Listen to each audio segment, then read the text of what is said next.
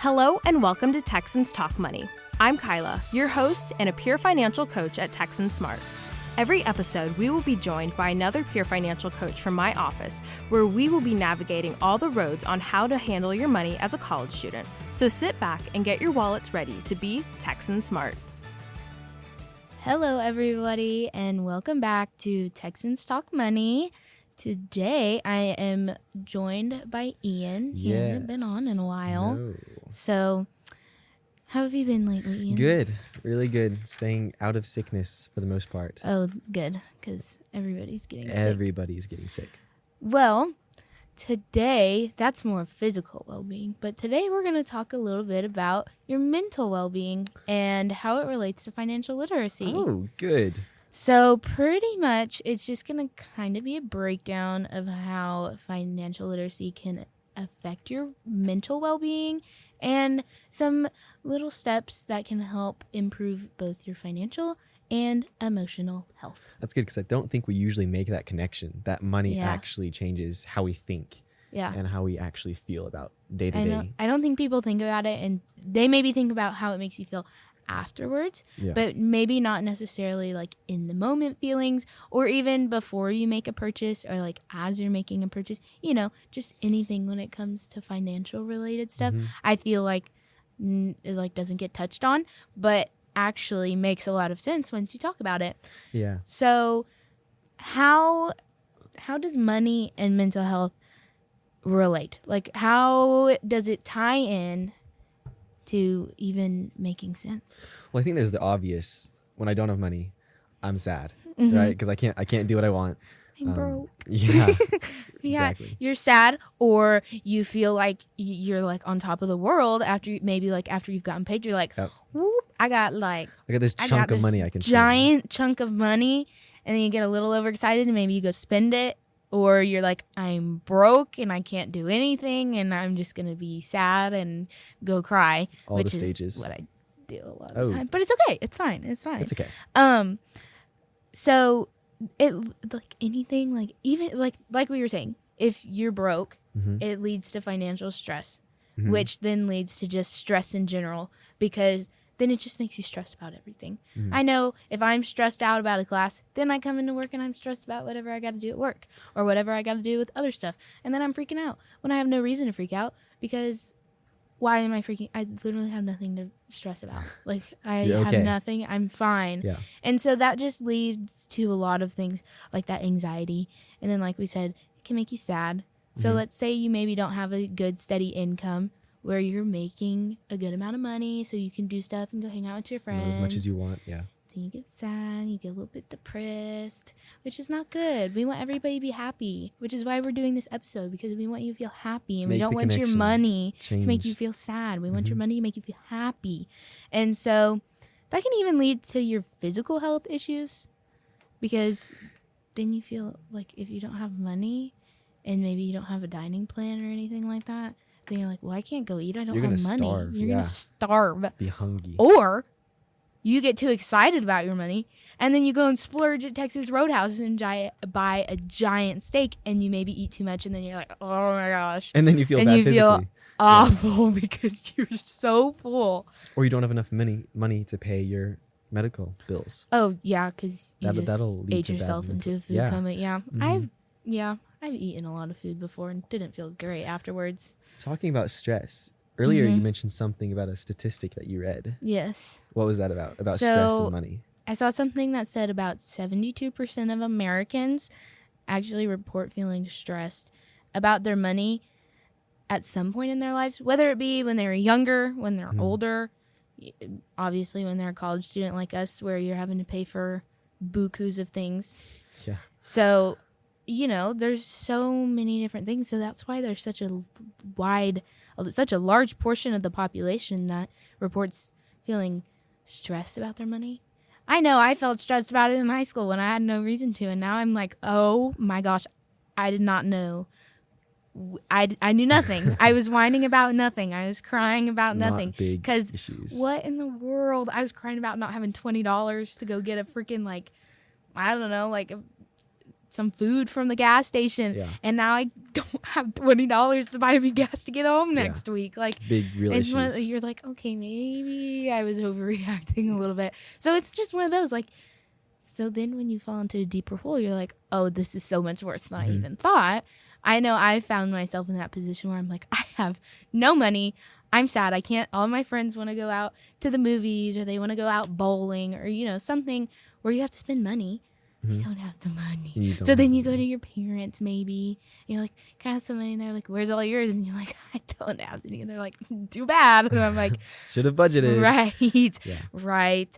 So what is the link? So now we're going to get a little bit more in depth about it. So the link between your mental well-being, your mental state, and your money.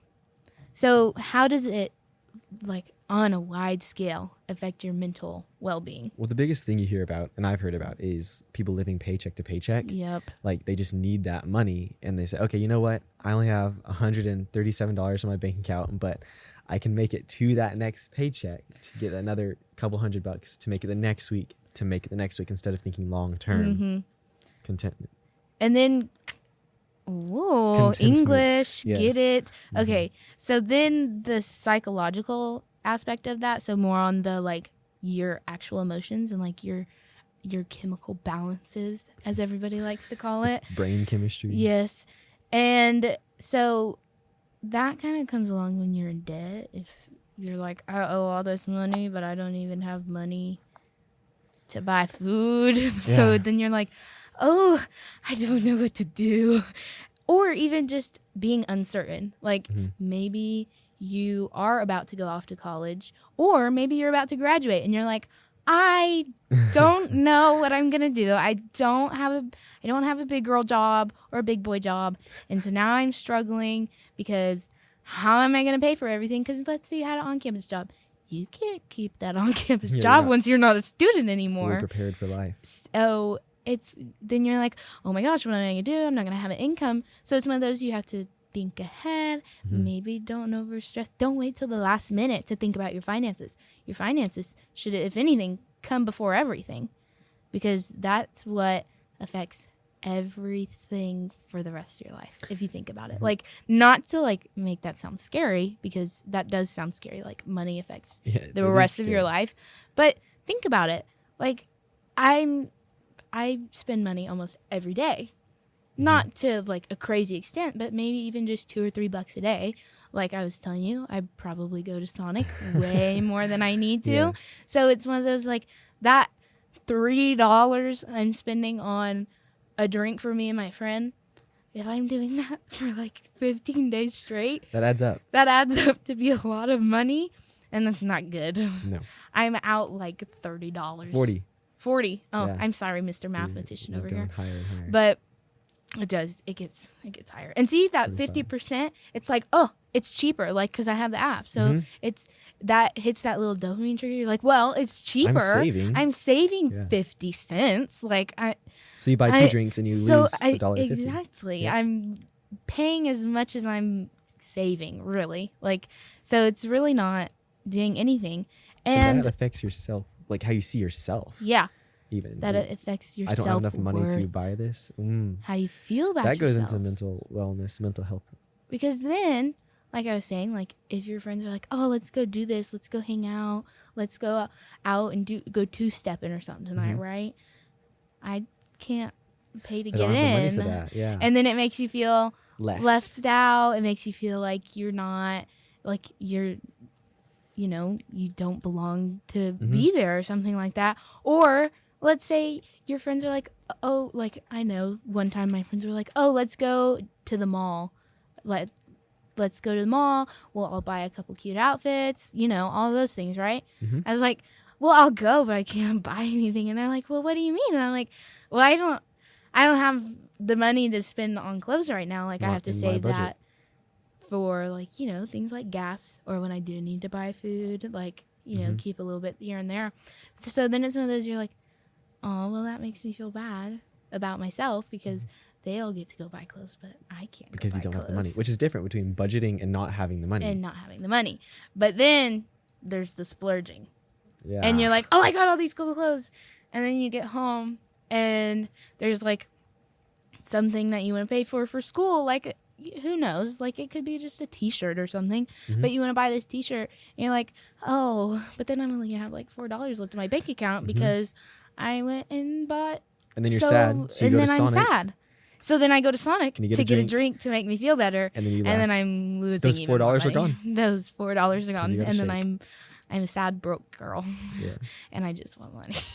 And especially because most people's paychecks are bi-weekly. So then you're just sitting there like, can't do anything. Yep, just gotta work. You gotta spread it out. Yeah. Or just don't spend it. I should Spend it probably wisely. listen to that. Yeah. Yeah. I should maybe not spend it as much, but that's okay. So then that kind of affects your behavior. Definitely.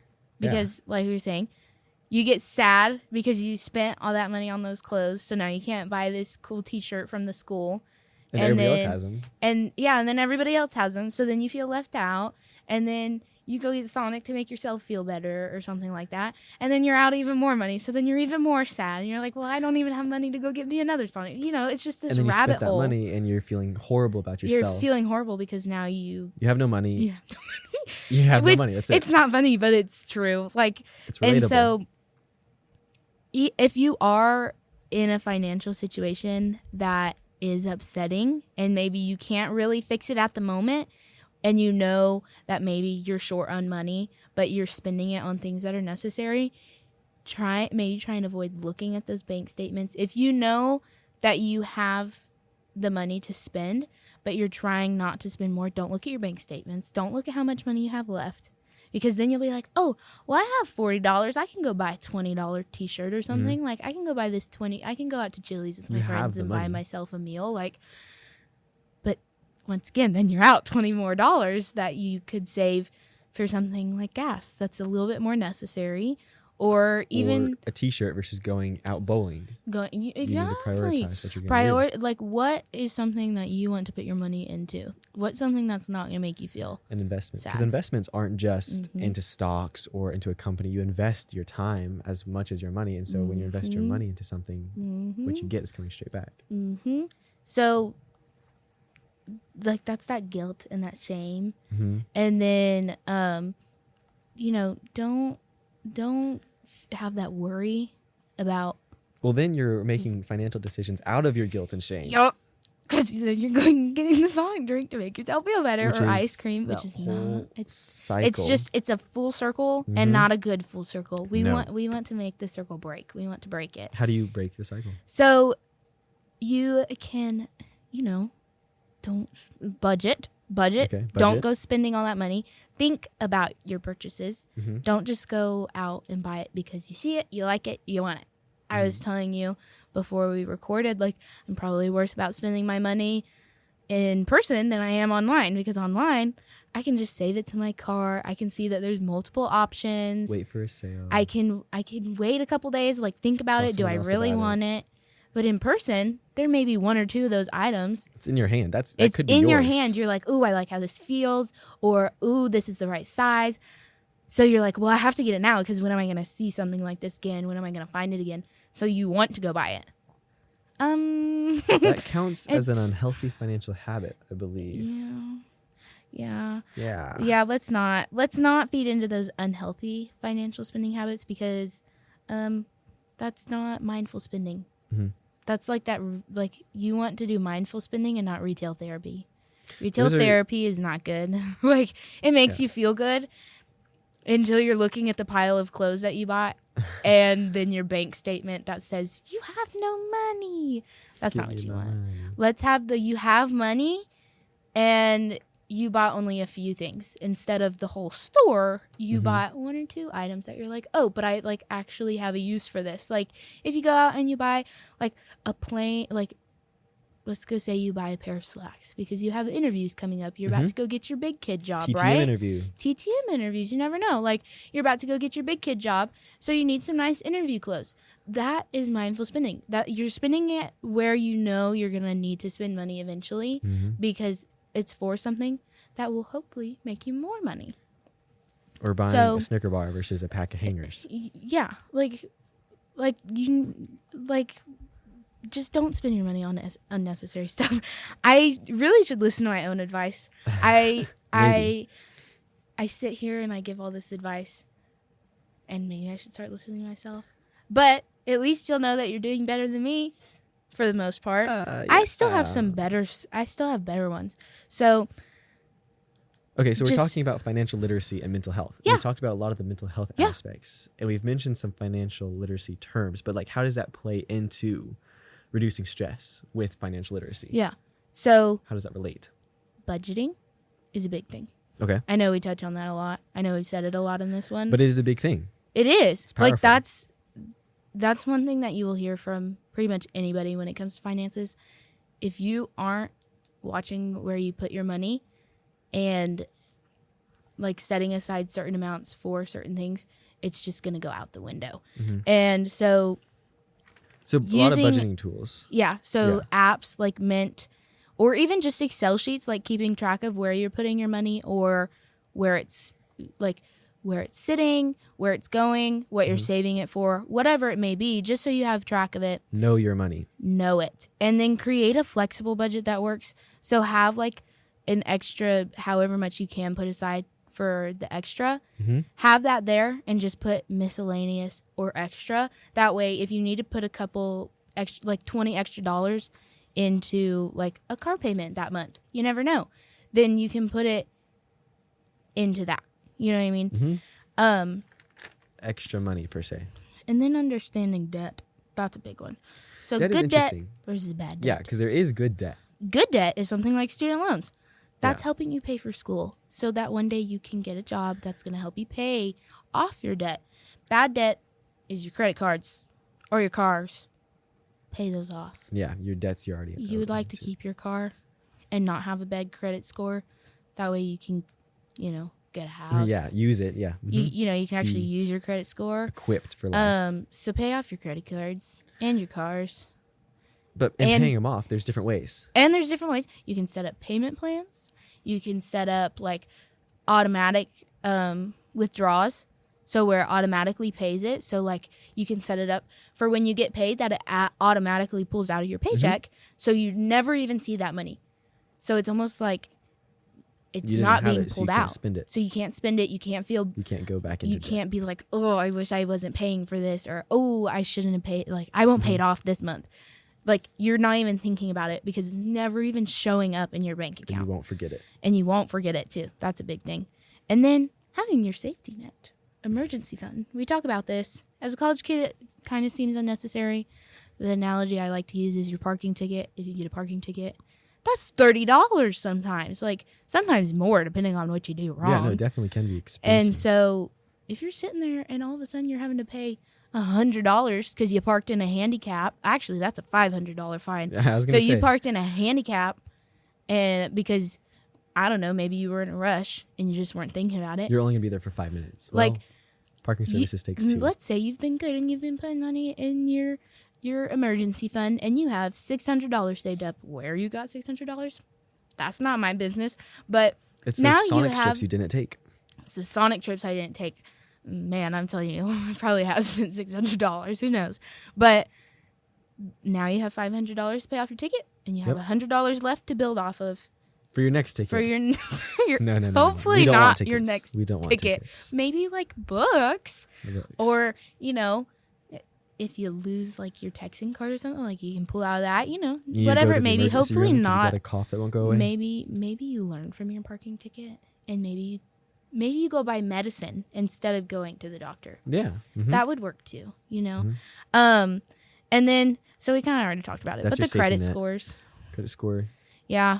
You want to make sure you keep those up. If you have a credit card, yep. If you have it. If you don't have it, you don't really have a credit score. So, or even starting a credit score can help you with that budgeting, because it makes you think about it. Oh, I don't have enough money to pay off my credit card this month because I've been using it wisely, but I'm going to make sure I save however much I need to pay off that credit card.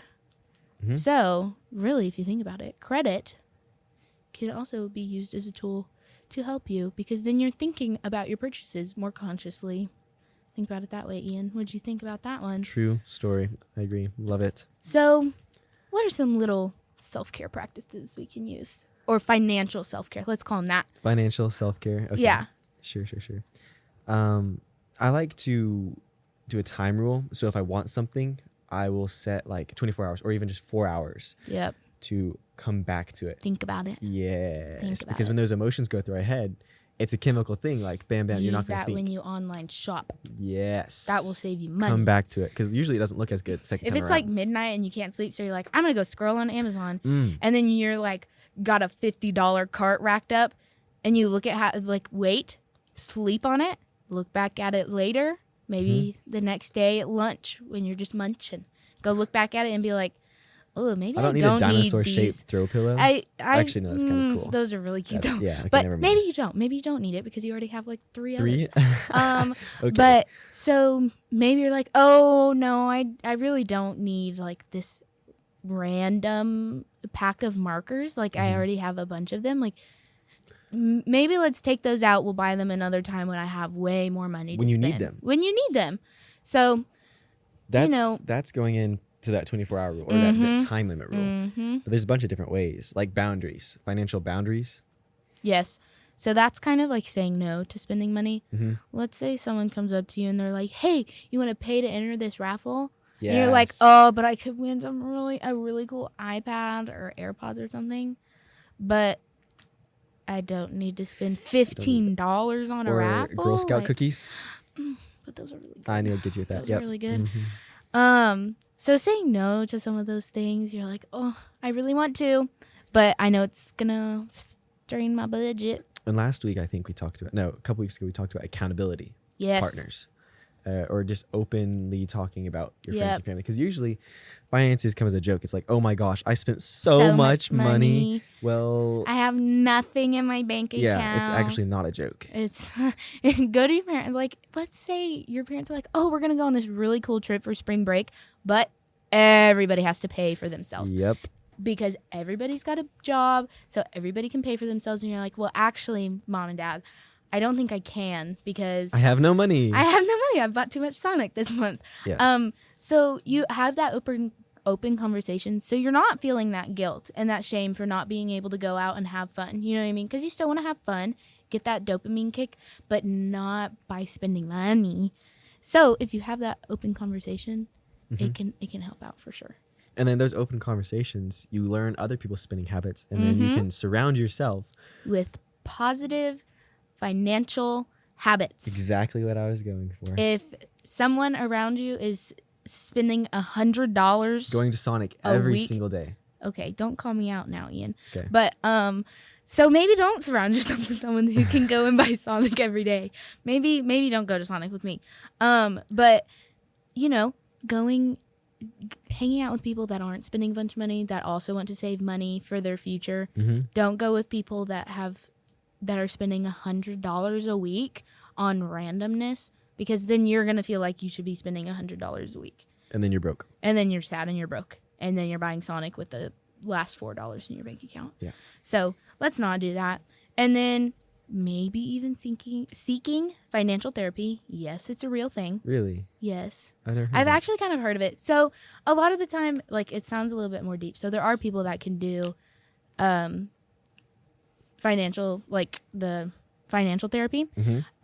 Or you could even just talk to an accountant. Tell them how much. Or you can come talk to us. Texan Smart. Thompson Student Center. 12. But you can come talk to us. And we can help you figure out where you should be putting your money, where you shouldn't be putting your money. We don't care what you're doing. No judgment. Yes, we will not judge you. We'll just tell you the best. We'll just give you advice. Our advice. Yes. What methods we think would work best for you. And then, so it's just kind of all that wrapped into a happy little ball of joy. We just want to make you guys feel happy about your purchases. Yep. I'm gonna stop going to Sonic as much. I hope you guys. We'll see. We'll keep it open. We'll openly talk about it. Yes, I will talk to Ian and make sure I'm not going to Sonic every day. So Addison's going to wear down my ears now. So yeah, the small consistent actions of not going to Sonic every day. Not going to Sonic. And remember, you are not alone. Everybody has financial struggles at some point. Whether you want to believe it or not, at every point, someone's going to be worried about their money. 100%. Does not matter how much or how little they have. You are not alone. and there are solutions, and seek help for sure on both ends of it, whether it's financial or even just mental. Seek a little bit of help because we can all use some. everybody can use some. What's it? Things that are hard to say. I'm sorry. I need help. And Worcestershire sauce. Worcestershire Yeah, sauce. difficult. Yes. But I need So, help. Admit I that. need help. Admit honest. that and ask someone for help for sure. Because it's okay. Yeah. And remember, asking for help can help you be well, be ready, and be Texan Smart. We'll see you next time.